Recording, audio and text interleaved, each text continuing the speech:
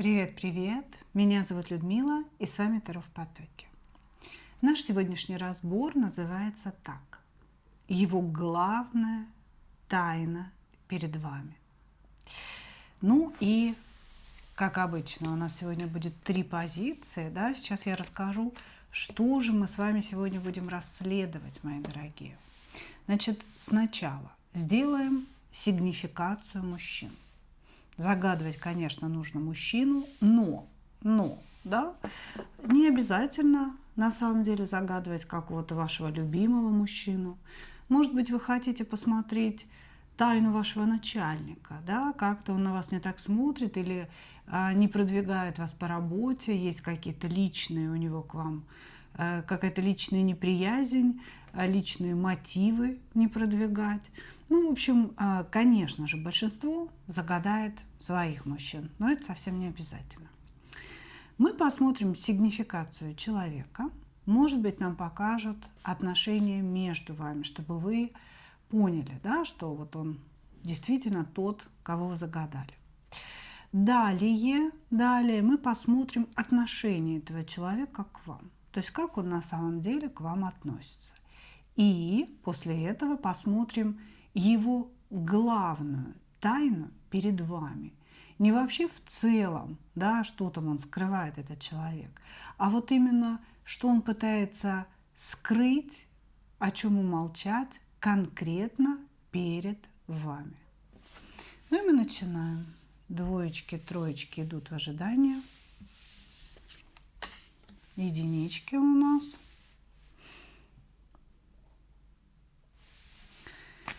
Кто к нам пришел? Ну, здесь отношения по работе, да, сказала начальник, и сразу, собственно говоря, карты меня услышали. Отношения по работе у вас с этим человеком. Причем история какая-то давняя, очень своеобразная история.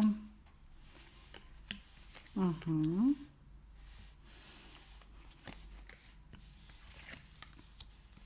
Вот смотрите, здесь показывают, что между вами, да, то есть сигнификация основывается на этом.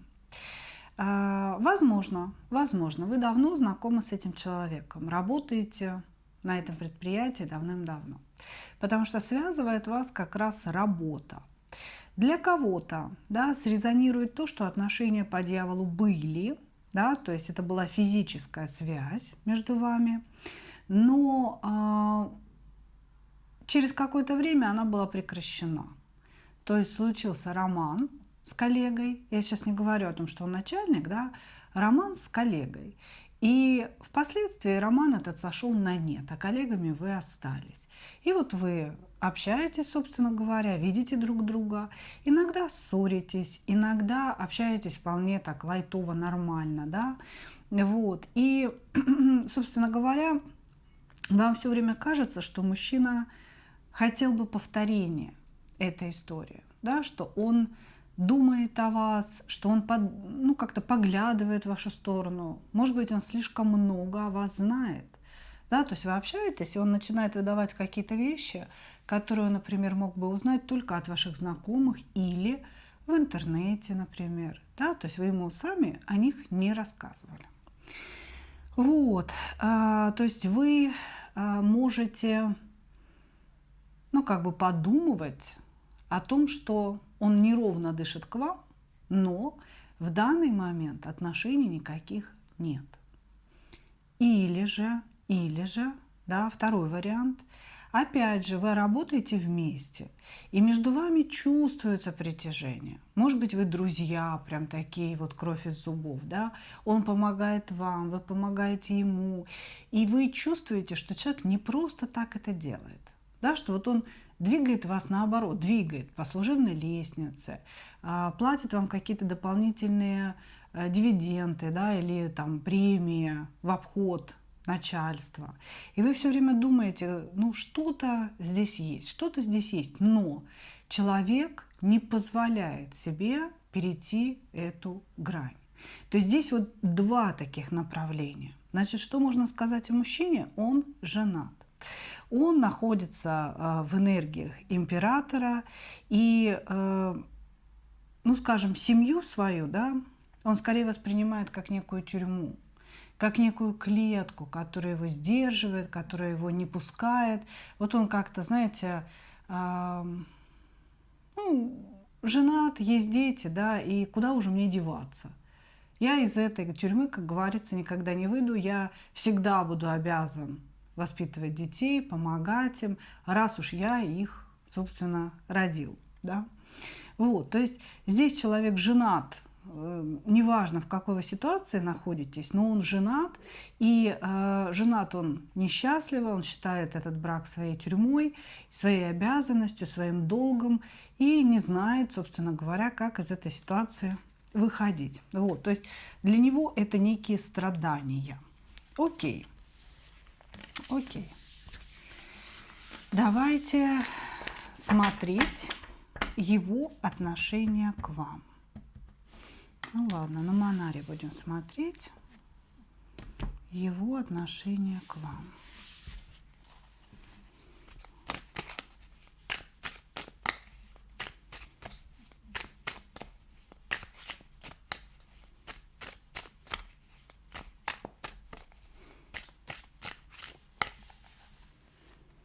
Его отношение к вам.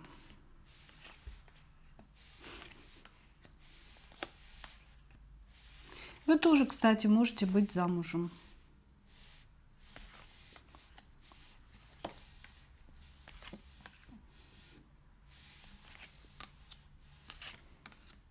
Лиса моя тут сопит, так смешно. Так.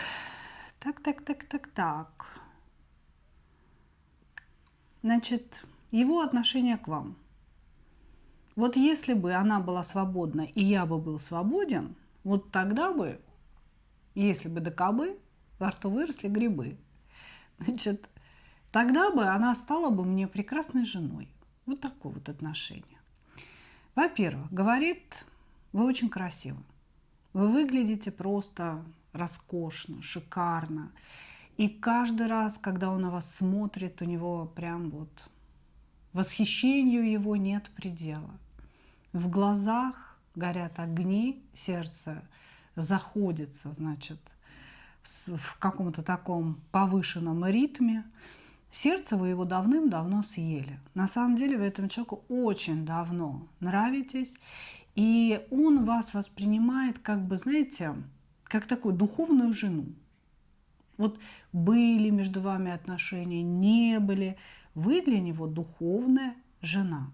Женщина, которая ему очень близка, и он считает, что ну вот судьба вас то ли слишком поздно свела, то ли не вовремя свела, понимаете? То есть вы могли бы быть ему прекрасной супругой. Вот именно супругой. Очень серьезное отношение к вам.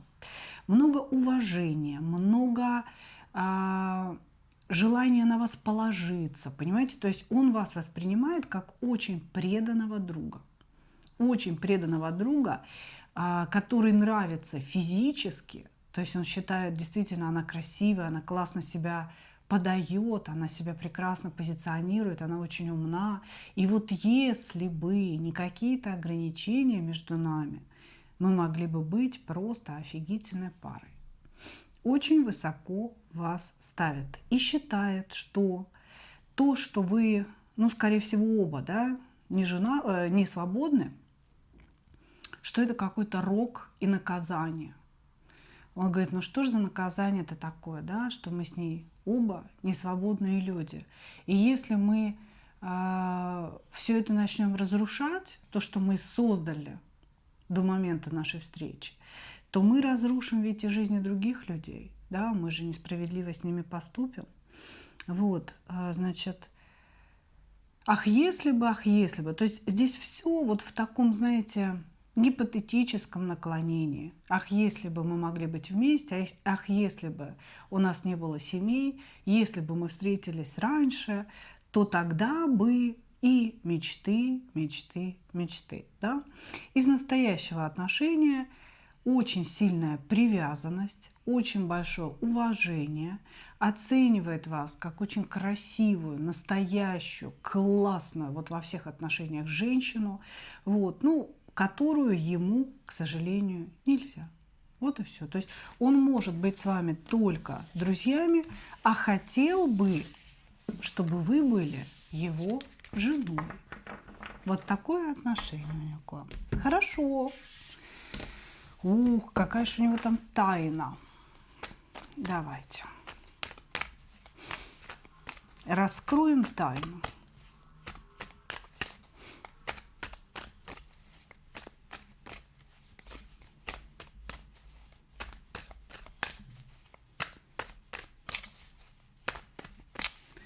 Раскроем его тайну.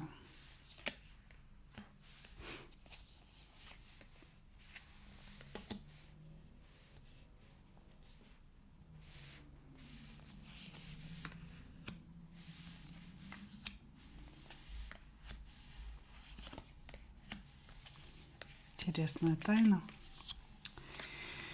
Ох, тайна такая, знаете, из разряда «да я уже давно ни с кем не сплю». Не знаю, то ли у вас был об этом разговор, да, то ли это какой-то его внутренний диалог.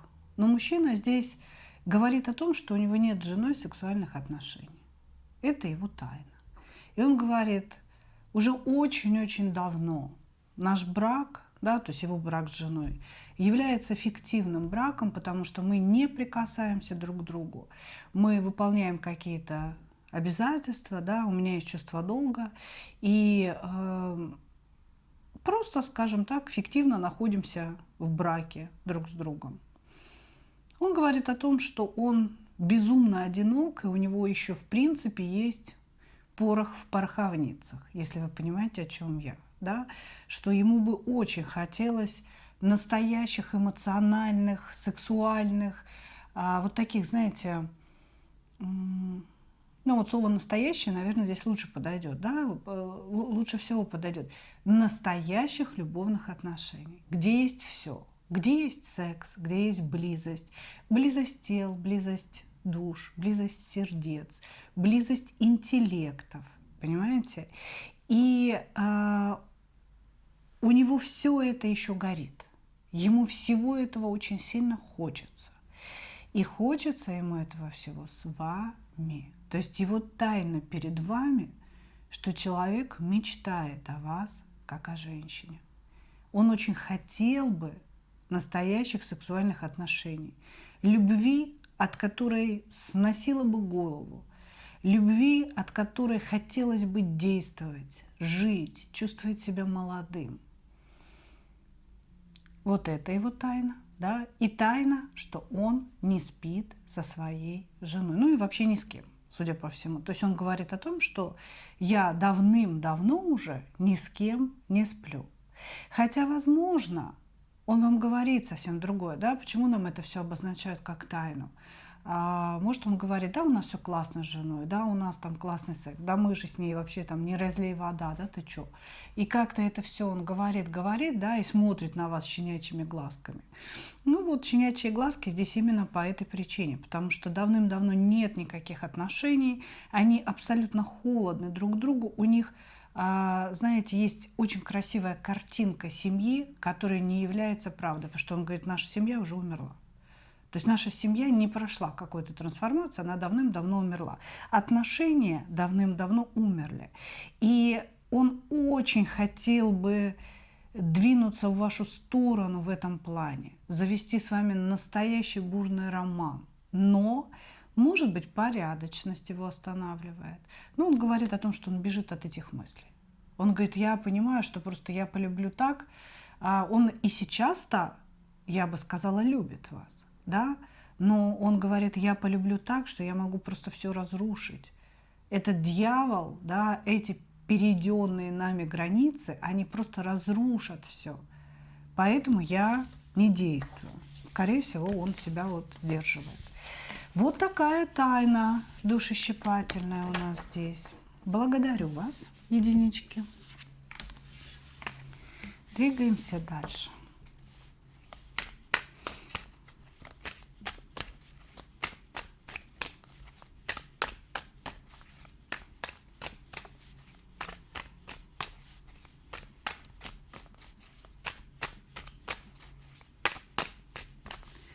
двоечки. Угу.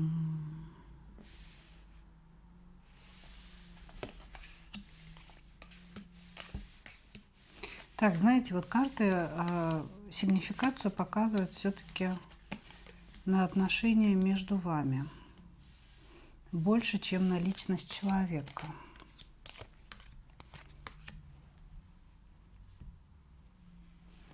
Угу. Так, что-то у вас здесь как-то очень-очень много поклонников. Здесь, может быть, вы знакомитесь на сайтах знакомств, да, и есть много переписок с мужчинами, может быть, вы выбираете, да, и вот это один из подобных мужчин. Потому что здесь у него есть какие-то конкуренты, он об этом знает. Ну и вообще вот в вашем общем поле присутствуют некие конкуренты. Может быть, речь не о сайтах знакомств, просто вы красивая, популярная женщина, да, и у вас много поклонников, и он тоже об этом знает. Значит, между вами, вот по сути, да, есть какая-то взаимность, взаимное такое притяжение. Причем, знаете, ощущение, что это новые отношения, что это недавнее какое-то знакомство, и возникла химия. Или в общении, или вы как-то вот в глаза друг другу посмотрели, да, вот не так. Значит, химия возникла, но все испортил сексуальный вопрос. Или мужчина здесь сразу полез вам под юбку, и вы его сразу осекли и сказали: слушай, дружочек, давай мы познакомимся поближе, да, перед тем, как ты чего-то там будешь делать. Вот. Или мужчина, может быть, в принципе сказал: если мы встречаемся, то это будет для секса. Или, может быть, он вам вообще сказал, что он ищет себе женщину для секса. Короче говоря, здесь возникла химия, возникло притяжение, бабочки в животе, все дела, но со стороны мужчины был сделан какой-то сексуальный, эротический шаг, намек, слово, ну вот что-то в этом роде, да, что разрушило вот эту химию, разрушило то ли доверие, то ли вы обиделись, понимаете? Вот он сделал какую-то ошибку уже на сегодня, и вы сразу такая: не-не-не-не-не, нафиг мне это сдалось, а? Ты кто вообще, мужик? Вот, то есть новое знакомство, недавнее знакомство, и вот такая тонкая ткань, да, реальности, как химия между людьми, симпатия, какие-то флюиды, были прерваны поведением мужчины. В данный момент вы с человеком молчите. Вам кажется, что этих отношений больше не будет. У них нет никакого будущего, собственно говоря. Но вы не можете мужчину отпустить. Почему? Потому что химия уже возникла. Потому что, знаете, вот эти вот гормоны, которые выделяются в этот момент, да, они же как будто бы дают нам обещание какой-то невероятной любви, каких-то невероятных ощущений, да, и мы на это все ведемся, мы потом это все ждем. Человек уже ведет себя как говно, а мы все говорим: нет, нет, нет, это не говно, это удобрение, на нем вырастут цветочки. Вот что-то в этом роде. То есть вы залипли на мужчину, хотя понимаете, что его поведение, да, уже очень многие вещи вам объяснили. Ну, его объяснило, да, его поведение. В голове у меня слово «действие». Ну, короче говоря, смешалось все в доме Облонских. Вот. Есть еще какой-то мужчина, и, может быть, даже не один. Я еще вижу двоих, да, которые к вам проявляют какой-то интерес.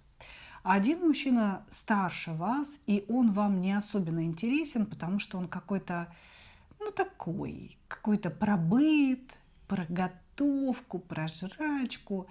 Вот какой-то, знаете, не про любовь.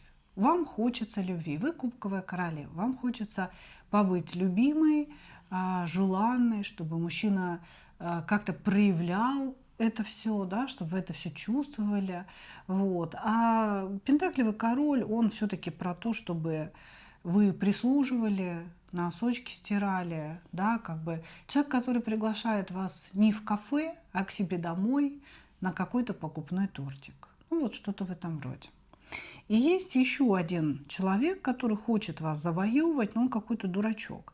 То есть он несерьезный. Он вроде готов поиграть в любовь, но вы понимаете, что это просто на поиграть. А вам хочется чего-то настоящего. Понимаете? Настоящей любви вам хочется. Ну, то есть вот нам показали вот эту ситуацию. Если вы себя узнали, да, дальше мы смотрим отношение к вам загаданного мужчины.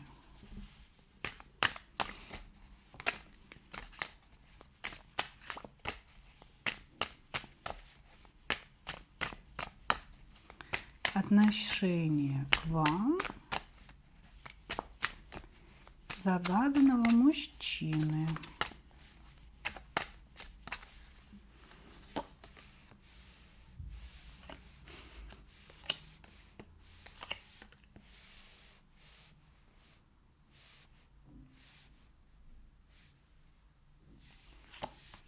Отношение к вам загаданного мужчины. Не, ну он, в принципе, как повел себя про секс, так у него и отношения один секс.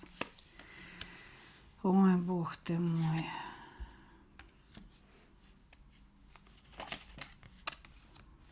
Ясно. Вы знаете, здесь на самом деле, ну, какой-то такой мужчина, он ищет себе сексуальный трофей. Я даже слово «любовница» не могу к нему применить, потому что он не ищет любовницу.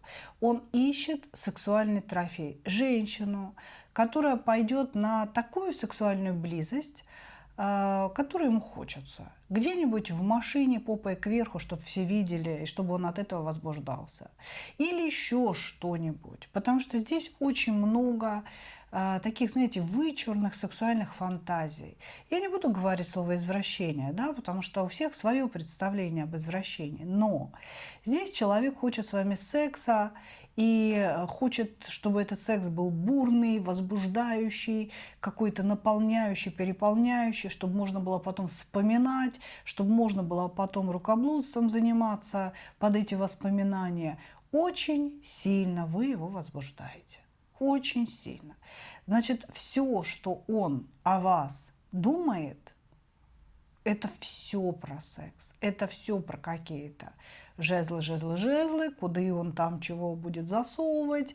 И все это вообще его прям возвеличивает в его собственных глазах. Тут на самом деле мужчина очень ничтожный. Сразу хочу сказать, пустой, ничтожный. Не зря пятерка пентаклей выскочила, да, это на уровень его духовности выскочила карта. То есть человек здесь вообще не про духовность, не про интеллигентность, не про наполненность, не про заинтересованность, вообще не про это. Это человек про простой какой-то трах где-то в непотребном месте.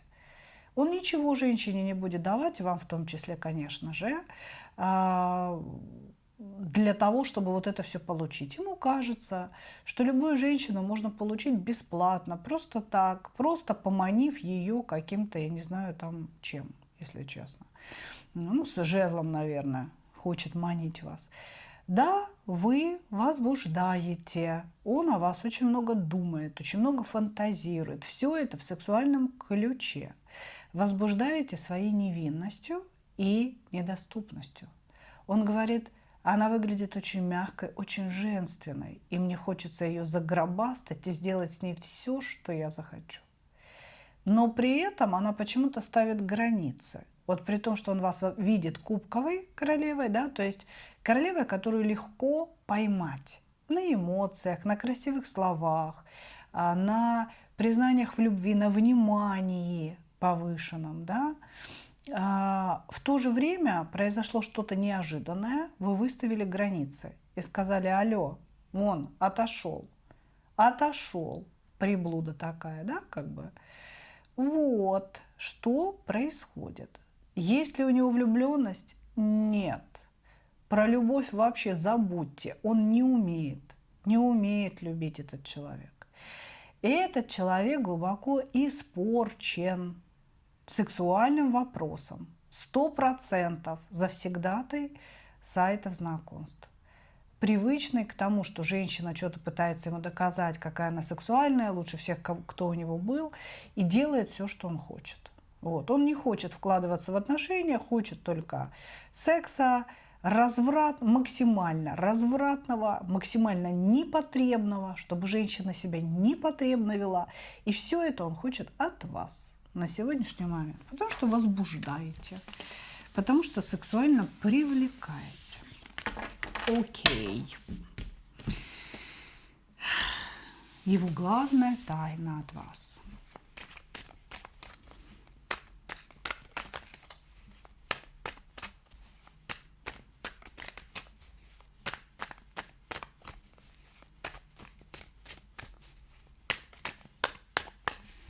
Его главная тайна от вас.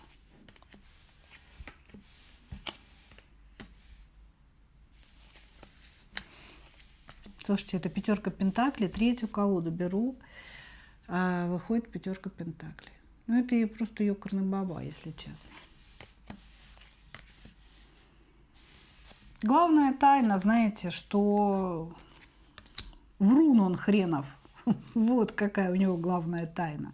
Он вам заливает о том, какой он богатый, какой он успешный, не знаю, там, знаменитый, что-то там у него есть. Таким образом он пытается увлечь вас в свои сети. На самом деле этот человек беден, ни хрена у него нет, кроме вот этого вот лалы, балабольного языка его. Вот. Этот человек использует одни и те же шаблоны, манипуляции для того, чтобы завлекать девчонок, для того, чтобы их обманывать, получать секс. Кроме секса от женщины ему ничего не нужно. Он зациклен на этих вопросах. Этот человек в своем возрасте, сколько бы ему ни было, ничего не имеет и ничего не создал. Если он вам говорил, что у него есть шикарные апартаменты или там на шикарной машине приезжал на свидание, это все вранье. Это все вранье. Машина не его, квартиры нет у него. Человек никто, ничто и звать никак. Он, вот знаете, как перекати поле, просто вот катается от одной женщины к другой. Живет где-то он на съеме, ничего он не имеет, он лишь мечтает о том, что у него там когда-то что-то будет, что вот свалится какая-то манна небесная. На самом деле ничего у него никогда не будет, потому что у него пятерка пентаклей не только в кармане, у него она в душе. А если у человека в душе дыра, да, это говорит о том, что он не выполняет своего предназначения, он не совсем понимает, нахрена он явился в эту жизнь, и, соответственно, высшие силы ему не дадут материю. Материю дают только тем, кто осознал свое значение, кто осознал, зачем он здесь. И тогда человеку его собственный дух и высшие силы помогают двигаться по жизни. А этот, знаете, вот тяни, толкай, быстрее хватай. Хватает все, что плохо лежит, работать не любит, не хочет, хочет манны небесной, который когда-нибудь чего-нибудь ему даст. Вот и все. Жадный, как скотина последняя, вечно у него какие-то планы на жизнь, которые абсолютно не реализуются. Как только вот он, если говорить, да, про работу, куда-то устраивается на работу, как только его начинают действительно заставлять работать, да, или там неуважительно к нему отнеслись, назвали его не на «вы», не поклонились, да, когда его увидели, он может сразу уволиться с работы. Он на очень многих работах просто работал один день. Да, пришел с утра, через 2 часа свободен. Вот. Но главная его тайна – это то, что он нищий, что ничего у него нет, и то, что он о себе рассказывает, это такой, знаете, не настоящий, искусственный павлиний хвост. Вот и все. Здесь не на что клевать. Человек абсолютно пустой и внешне, и внутренне. Клевать не на что. Благодарю вас, двоечки. Двигаемся дальше.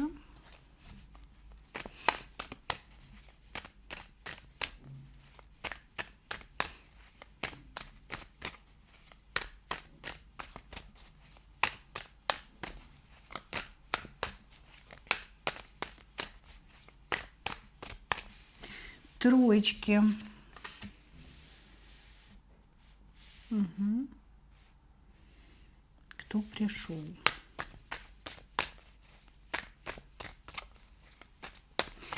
Человек такой пришел, знаете, смотрим в книгу, видим фигу. Что это значит? Вечная жертва обстоятельств, которые все должны. Прекрасно. Замечательно. Общения никакого нет. Господи, уже эти блокирующие карты, если честно, карта смерти. Не-не-не-не, отношений никаких между вами нет с этим человеком. Не знаю, слушайте, как карты лежат относительно вас. Многие любят смотреть, что тут у меня творится на столе. Но я, конечно, раскладываю так, чтобы мне было удобно войти в поток, да, то есть опираться. Значит, карты блока, карты смерти говорит о том, что нет никаких отношений. Все давным-давно закончилось. Мало того, что закончилось, еще как будто бы и не было особо ничего между вами. Вот, значит, мужчина. Вечная жертва обстоятельств. Все вокруг виноваты, кроме него. Ему все должны, абсолютно. Мужчина, который сделает на грош, а требовать будет на 3 рубля. Значит, мужчина, который говорит о том, что все женщины в его жизни его обманывали, предавали, кто-то на бабки выставил, кто-то изменил, кто-то, ну, там еще что-нибудь такое, там, ребенка забрал, не разрешил общаться, да. То есть женщины все очень плохие, очень плохие. Это такое вот племя, испорченное изначально, считает он. Значит, сам же он такой, знаете, беспомощный кубковый король. Он говорит, я так быстро влюбляюсь. Я вообще вот вижу женщину красивую, что сразу влюбляюсь в нее. Вот, а она меня бросает, а меня все время вытирает ноги. Он говорит о том, что он умеет любить, у него какое-то глубокое сердце, и очень много всегда эмоций, и он в отношениях весь всегда отдается. Женщине, вот все делает для женщины. Понимаете, все делает для женщины, только не работает, ну не важно. Ну не важно, да? Главное, все делает. Вот если его спросить, а что же ты конкретно делаешь? Он никогда не ответит ничего конкретного. Знаете, девочки, лучшее оружие против обмана – это конкретика. Если мужчина разговаривает с вами расплывчатыми фразами, ты такая уникальная, ты же знаешь, как я к тебе отношусь. Сядьте, посмотрите ему в глаза и скажите, как ты ко мне относишься. Расскажи мне словами. И когда он начнет вам петь песни про великую любовь, да, вы ему скажите, тогда что ты готов сделать для меня уже сейчас, сегодня, не через месяц, не когда ты вдруг построишь свой дом. Сейчас, сегодня. Что ты готов мне дать? Конкретно, пожалуйста. Вы мне поверьте, вот эти вот песнопетели на укулелях, они быстро сливаются, потому что им не нравятся конкретные женщины. Им нравится, когда женщина любит лапшу, понимаете? Лапшицу любит и ходить с ней вот так вот на ушках своих красивых по земле белой, да, его все время оправдывать. Здесь вот у нас такой, знаете, жертва, кубковый король, я весь в любви, я все для нее, а когда спросишь, что для нее, я же любил ее. А как ты ее любил? Как выражалась эта любовь? В моем сердце горел какой-то огонь. Да хрен на твое сердце. Ты для нее чего делал? Я писал ей слова. Так а что она слова-то твои ела? Или как она там, я не знаю, косметику на них купила, на эти слова себе? Или за маникюр заплатила, чтобы быть такой красивой? Вы не понимаете, я любила ее. Вот это все, вот это вот ваше. Понимаете? Вот это и хорошо, что у вас здесь блокирующие карты и смерть. Понимаете? Он считает, что, конечно, он весь бедный, несчастный, раненая птица в руки не давалась никому. Давайте посмотрим сейчас его отношение к вам.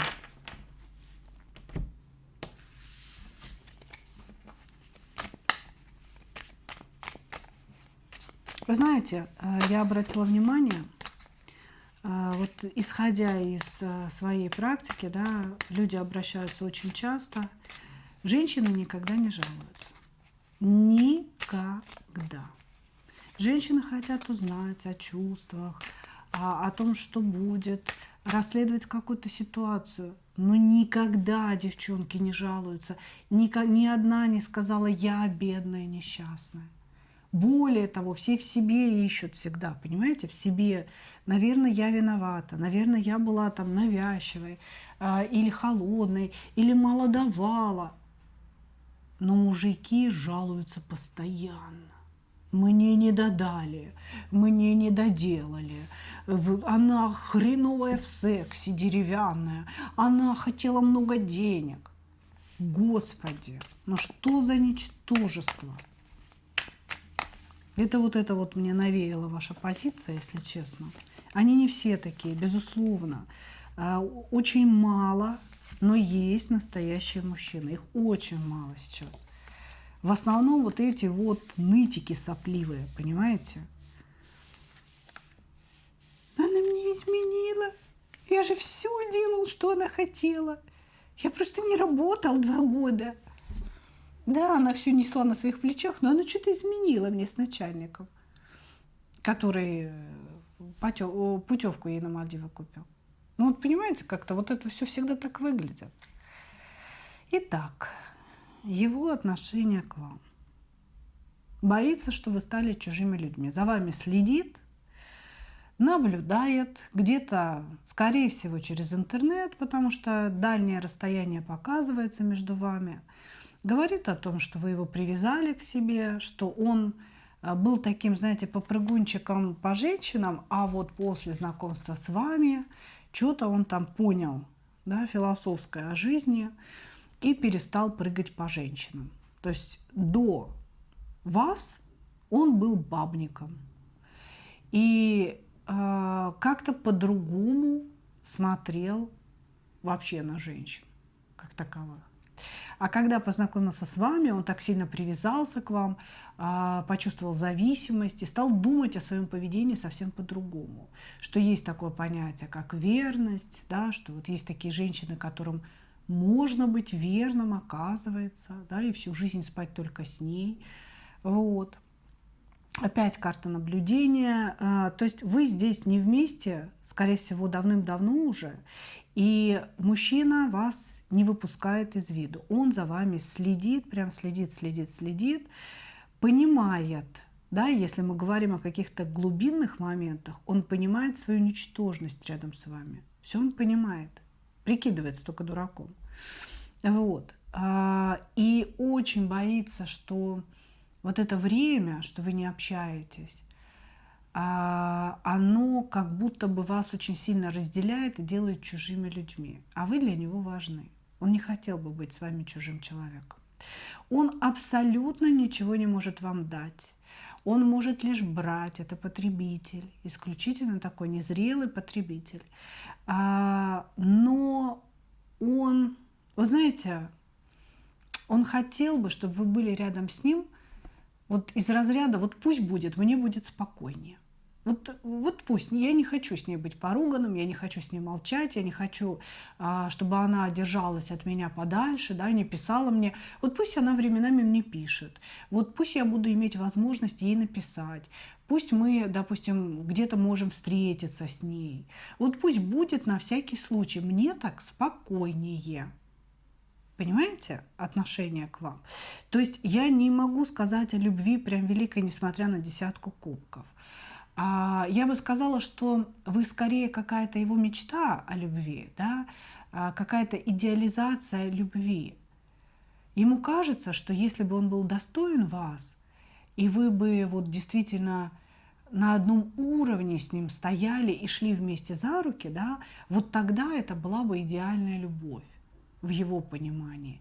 Но на сегодня нет у него никакой любви. У него есть вот какая-то потребность, да, потребность в том, чтобы вы просто были в его жизни, как данность какая-то, и тогда ему будет спокойно за себя.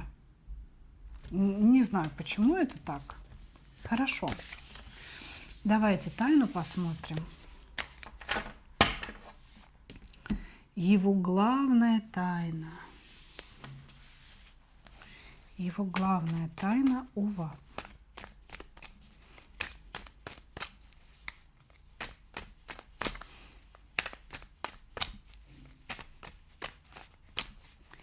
Его главная тайна у вас.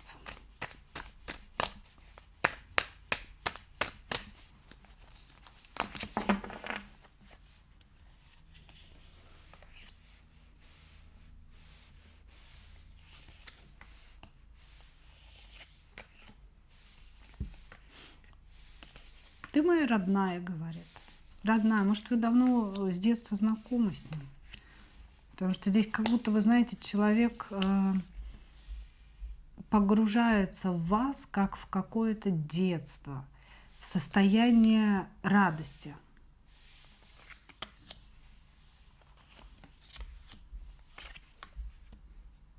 Он будет действовать скоро к вам. Так, значит, главная тайна. Ну вот знаете, да, несмотря на то, что я вот таких персонажей на дух не переношу, если честно. Но это мое личное мнение, да, может, вы спасатель, и, может быть, вам нравится кого-то спасать. Но я не могу не признать, да, не могу не признать, что его тайна – это то, что вы единственный человек, которого он любит. Вот так. Вы знаете, как кого? Не как женщину любимую, а как матушку-землю. Вы для него мать-земля. Вы для него спасение. Вы для него исцеление. Вы для него воздух. Вы для него вода. Без вас нет жизни. Его главная тайна то, что он все время скучает по вам. Он все время думает о вас. Он строит какие-то планы, сейчас я ей напишу или позвоню, обманю ее, да. Значит, не удивлюсь, если он пытался вас обманить с какого-то другого аккаунта. То есть он мог это делать. То есть кто-то вам там что-то написал или позвонил, да, с чужого телефона, вы не взяли. Вот, это был он. Или же это остается в его фантазиях, в его голове, как некие, знаете, вот проснулся сегодня, да, и у меня такая мысль, блин, сейчас я ей вот как-то где-то напишу, проявлюсь и посмотрю на ее реакцию, но не делает, да, что-то сдерживает его. Вот, то есть человек, конечно же, вообще не оставляет вас в покое, потому что вы единственная, кого он любит. Он говорит, что очень много было женщин, очень много было людей в моей жизни.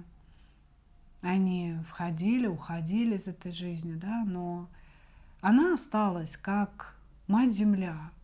Да, вот мы живем все на Земле, на нашей прекрасной планете. И вы для него вот эта планета, понимаете? И я люблю ее, потому что я не могу по-другому. И, ну, в целом, как бы, никого в этой жизни я больше так не полюблю. Он вам полностью доверяет, он перед вами полностью открыт. Он настолько, вот знаете, такое ощущение, что заплачет, когда вас увидит. Вот просто увидит вас, обнимет, упадет на колени, будет рыдать просто как маленький мальчик. Вот говорит, просто не уходи, вот просто не уходи никогда. Вот ты можешь ничего не делать, ты можешь для меня никем не быть. Просто оставайся в моей жизни, пожалуйста, как энергия, как человек, как возможность. Здесь вот такое признание. Да? Хотя сам мужчина мне очень не понравился. Но признание его тайны очень трогательное. Очень трогательная девочка. Не могу этого не констатировать. Вот. Вот такая тайна. И, как я сказала в самом начале, он много уже там придумывал вариантов, как ему к вам подлезть, и как вот эту смертушку и цельных 2 блокирующих карты превратить в новое начало между вами. Он пока не придумал, но скоро он будет действовать. Скоро он будет действовать, может быть глупо, может быть хитро, может быть, через какие-то другие аккаунты, пути и так далее, но он будет обязательно действовать. Ждите. Вот так. Ну что, мои дорогие, благодарю вас. Такой вот сегодня получился расклад у нас. Надеюсь, что каждая из вас нашла свои ответы. Ну а я, как обычно, хочу пожелать вам только одного. Встретить свою настоящую любовь и не потерять в ней себя. Ну а мы увидимся с вами в следующих видео и можем уже завтра на новом канале Людмила Шпакова в потоке. Не забывайте переходить по ссылочке и сразу подписываться на канал. Пишите, пожалуйста, комментарии, ставьте лайки. Это очень-очень важно и для меня, и для вас, мои дорогие. Благодарю вас. Увидимся. Пока-пока.